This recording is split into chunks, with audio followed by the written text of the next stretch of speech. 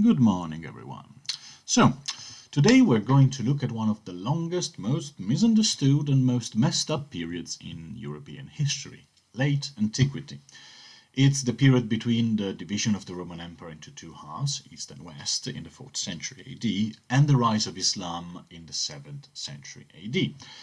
We're not going to look at everything. We're going to just look at a few, a handful of the many causes that has been discussed about the fall of the Roman Empire, trying to keep it as short as possible. By itself, this period, again, is worthy of a whole history course by itself. It's so fascinating, so intricate, so many things happen. However, we'll just look at some of the most important historical developments, and we're gonna ask ourselves this question: why did the Roman Empire fall? Don't worry if you don't have an answer for that, because you're in good company. Historians still are pretty much, I wouldn't say in the dark, but very much divided about the reasons of the fall of the Roman Empire. In particular, we're going to look at the following points. So, what was the Roman Empire? What were some of its major changes between the 3rd and the 4th century? Finally, we're going to look at 4 possible reasons why the western half of the Roman Empire fell. In our next lesson, we're going to look at what happened to the East, and we're going to see what happened in Europe after the fall of Rome, very briefly. And finally, we're asking ourselves the question: did the Roman Empire really fall? I think it did, but many other historians who know more about the subject than I do disagree. So let's get into it. So, the final question is, of course, why the Western Roman Empire fell.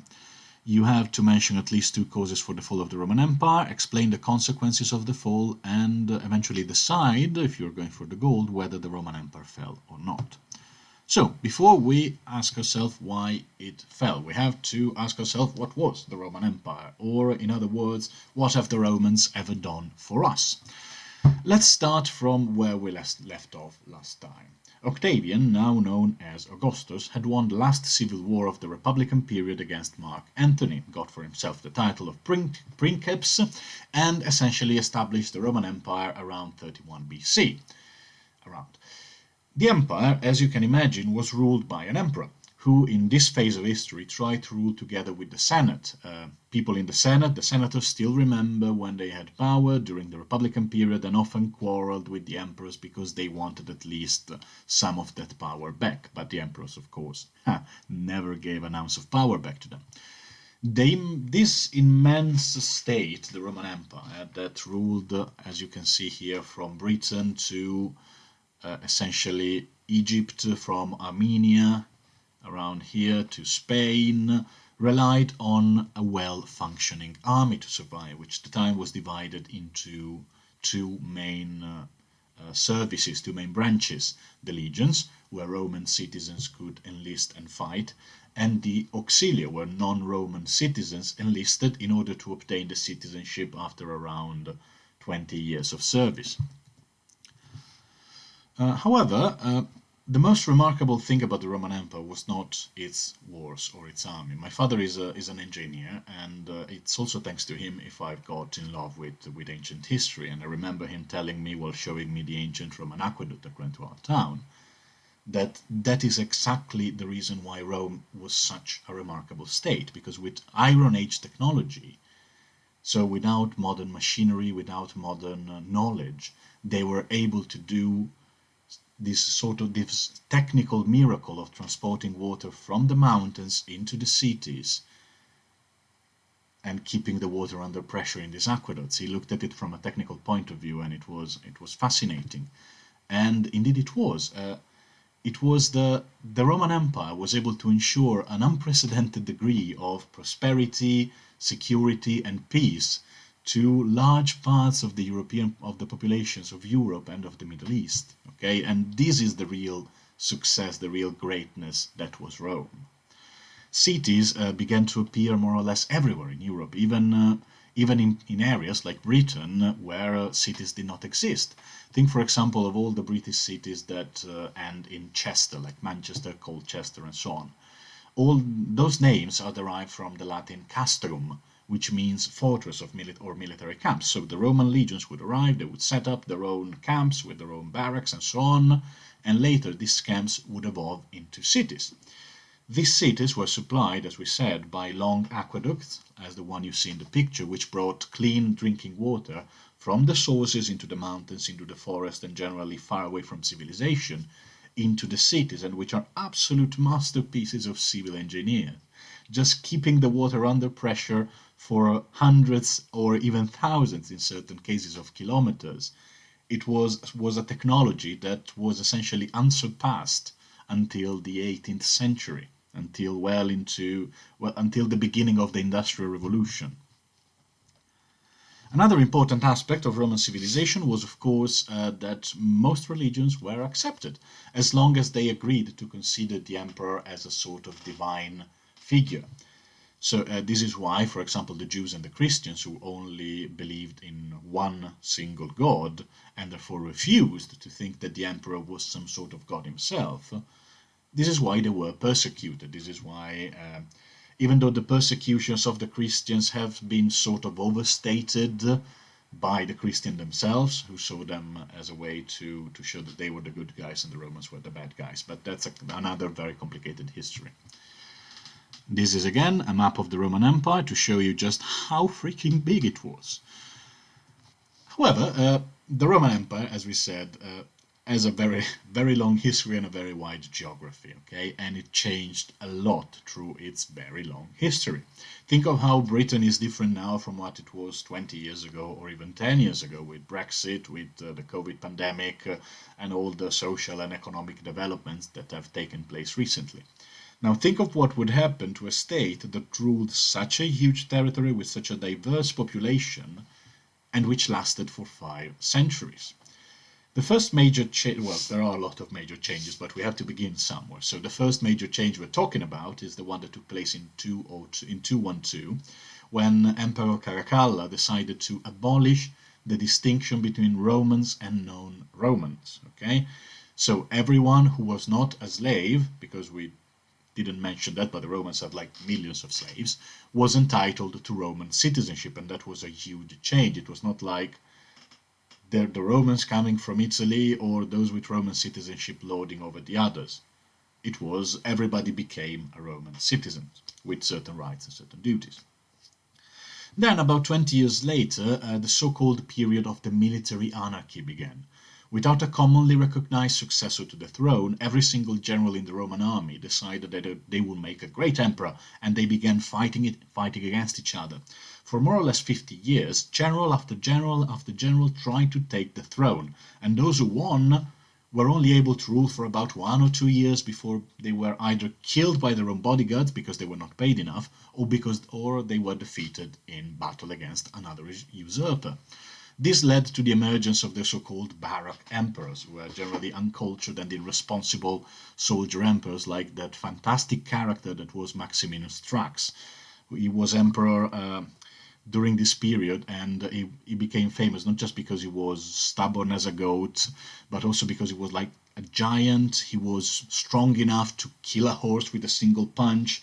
He had made his way up the ranks of the Roman army, essentially by showing simply how strong he was. He was famous for eating like 20 kilograms of meat every day, for preserving his own sweat into jars for some reason. So yeah, look him up. He's just a fantastic figure, and you will have fun reading about him and about how weird certain people can be. Eventually, an emperor named Diocletian came to power and decided to put an end to this meaningless carnage and try to reform the structure of the empire. He realized that the Roman state was too big to be ruled only by Rome, and therefore, by around 293, he decided to divide the empire into 2 halves, east and west, each ruled by an independent emperor. The other, and you can see how this is a huge change, right? There used to be a single gigantic empire, and now there are 2. The other huge change in the history of the Roman Empire, and dare I say in the history of the entire world, was the conversion of Emperor Constantine to Christianity in year 313.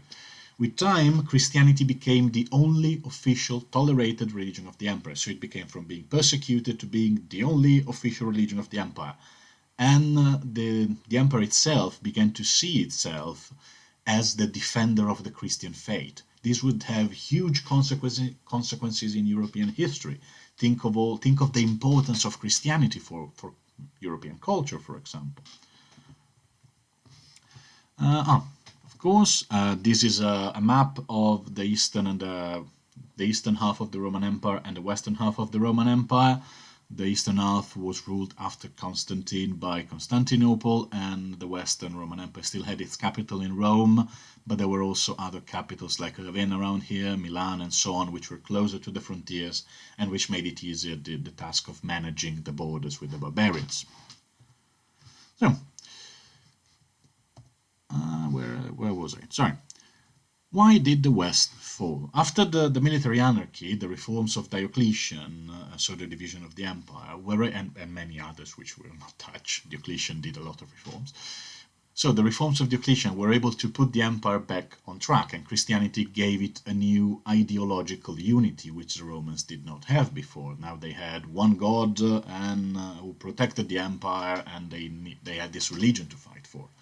So it looked like things were back on track. However, eventually, about 2 centuries after Diocletian, the western half of the empire did fall when the last emperor, a teenager aptly named Romulus Augustulus, was deposed in 476. Why was he aptly named? If you remember, Romulus was the founder of Rome in the first place, and Augustus was the founder of the empire. The fact that the last Roman emperor in the West was named Romulus Augustulus is one of history's most beautiful symmetries. He was deposed in 476. This is one of the dates that you must know, the fall of the Roman Empire, even though it's complicated. So, why did the West fall? Historians have discussed the reason for the fall of Rome for literally centuries, and they have overall listed more than 210 reasons. You can see them here in the picture. A German historian in 1984 decided, okay, I'll just read everything that was written about the fall of the Roman Empire and write a list of more than 210 reasons. We'll not discuss them all, obviously, but we will rather focus on 4 causes, 2 internal causes and 2 external causes, okay? So, let's look at the first internal cause, economic weakness. Today, we think of Western Europe as one of the wealthiest areas in the world, and it is, but it wasn't always like that. And indeed, during the ancient period, the western half of the Roman Empire was much, much less developed and poorer than its eastern half. All the money was in the eastern Mediterranean, Alexandria of Egypt, Antioch, Constantinople, all the cities of Greece, the cities of the Levant, those areas where the money was made, okay, where culture was made, where all the wealth was stored. The West had important cities like Rome, Carthage, and that's pretty much it, really. It wasn't as urbanized and as wealthy in terms of agriculture and cities as the East. Now, as the empire was divided into 2 halves, money from the rich eastern provinces were not used anymore to help develop the West. Without money, without the eastern money, the western emperor could not pay for their armies, leading to a reduced effectiveness and eventually to political instability, which is never a good thing. Now, armies that do not get paid, and this leads us to the second internal cause, political instability, tend to become dangerous. And they did, a lot. The emperor, while it wasn't as bad as the military anarchy of the 3rd century, in the 4th and 5th, the emperors still did not trust the generals, and the generals did not trust the emperors, leading to numerous civil wars, Romans against Romans, which further weakened the state, okay, and allowed its enemy to become stronger, because if you become weaker, your enemies are relatively stronger. Now let's move on to the external causes, what was happening outside the empire, okay, the external factors.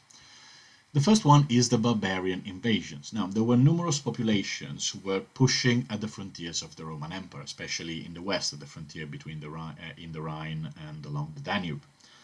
We call them barbarians. Some call them, I think inappropriately, Germanic peoples. There is a discussion going on that as well. But we need to remember that they were very different peoples. Okay, they spoke different languages, they had different cultures, and they saw themselves as different peoples. The Romans initially used them as soldiers because they needed as many soldiers as they could, but they often rebelled and gained more power. And after they were able to defeat the emperor at the Battle of Adrianople in 376, if I recall correctly, they essentially were allowed to govern, to not govern, to lead their own companies of soldiers, okay, instead of having barbarian soldiers inside the Roman army, uh, commanded by Roman officers and so on. Eventually, the Romans had to give some territories to them, more and more and more, because they just couldn't oppose them anymore. Bit by bit, by 450 AD, most of the empire was in the hands of the barbarian, because they had to give away one bit and then another bit and then another bit. Another external cause was climate change. Now, this is a bit of a new one. Probably it doesn't figure in the list of the 210 we discussed earlier.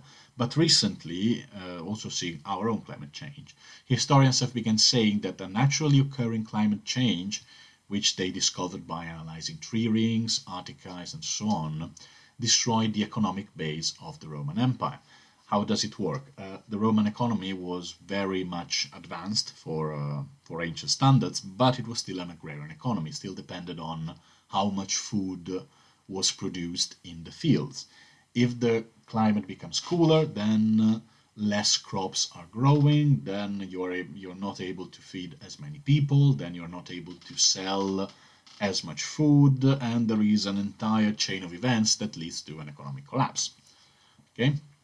The climate became cooler, the economy began struggling to keep up with the demands of, for example, the army, during a period in which the Romans were facing new and much tougher challenges. So what happened in Europe? The fall of the Roman state in Western Europe eventually led to the barbarians splitting its carcass among themselves. Different peoples created successor kingdoms all over Europe, the Franks in what is now France, hence the name, Franks, France, the Visigoths in Spain, the Vandals in Tunisia, even though they didn't last long there, and the Anglo-Saxons in England, hence the name again, England is the land of the Angles. These states were ruled by the barbarian conquerors, but especially in continental Europe, they were administered by the Roman subjects, because they were the only ones, the Romans, who could read and write, to put it very bluntly, and they knew how to run a kingdom, while the barbarians, as much as they were a very clever bunch, they were not stupid and ignorant, but they just didn't have the knowledge. Now, historical sources show us two main trends during this period, which can be generalized more or less everywhere to different extents. First is that the European economy, which was a single space where everybody could move and trade freely, completely collapsed in the 5th to the 7th centuries. You will hear a lot of historians telling you, the Dark Ages are not real, there's no such thing as the Dark Ages. I think they're wrong. If we look at the archaeological evidence, we see that Europe was much, much poorer, both economically and intellectually, in the 5th to the 7th centuries. And another thing was the Catholic Church, which was based in Rome itself, and which became the only thing all these kingdoms had in common. It became the common connecting cultural thread of the former Roman world. Now, in all this, many historians are arguing still today, still as we speak, still as I record this, there are probably historians somewhere fighting online about who is right about the Roman Empire. They are still arguing about whether or not the Roman Empire actually fell. So here are their arguments. But let's start with the arguments for the fall. The archaeological findings show us that the economy of Western Europe completely collapsed, as we said already, with the end of the Roman state. People became slowly poorer, okay, slowly, but actually pretty quickly, to be honest. And many technologies were forgotten. People just didn't know how to make things anymore, or there were no factories that produced those things anymore. For example, how to build or maintain aqueducts. As we say, aqueducts were a creation of incredible technical complexity and ingenuity, and the knowledge on how to make them and how to maintain them just got lost. Or even tiled roofs. We see a complete disappearance of tiled roofs, not just in peripheral areas of the empire like Britain, but also in Italy. because there were no more factories that produced tiles in the hundreds, for example. And in Britain, after the Romans left around 410, the economy was effectively back to what it was during the Bronze Age, about 2000 years before. Literacy also declined before the fall of Rome. A lot of people knew how to read and how to write, and we find written words everywhere. After the fall, only specialists, mostly members of the clergy, retained this knowledge. This led to much of the ancient philosophical and scientific literature being simply lost forever. And also the fact that people stopped knowing how to read and write shows us that it was not useful anymore, because the society became much simpler. People didn't need to know how to read and write in order to knew what they were doing. Finally, there was no single Roman power in Europe, and all the successor states constantly fought each other. Another major achievement of Rome, which was a period of long peace and stability, was essentially over. And now the arguments for the fact that Rome actually did not fall. Now, these successor states, which we talked about, were still managed by Roman advisors, who worked for the barbarian rulers and effectively ran everything. In those areas, Roman laws were still applied to the Roman subjects, while the barbarians had their own separate codes of laws. Most importantly, the surviving Romans retained control of the Catholic Church, which maintained a huge number of Roman traditions, institutions and names. An example above the literally thousands one could make. Today, the popes are still called, as one of their titles, Pontifex Maximus, which is one of the title of the highest priests in ancient Rome, a title that dates back to the very early age of the Republic in the 300 BC.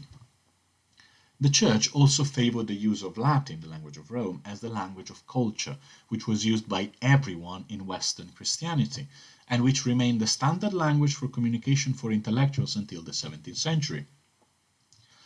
So, if in the Middle Ages a Swede, a Spaniard, and a Brit entered into a bar and they could speak in Latin, and this was was one of the most important legacies of the Roman Empire. So, I leave the final question to you. Did the Roman Empire really fall? Those are the arguments in for, and those are the arguments against. And I'm looking forward to read what you can write. See you next time.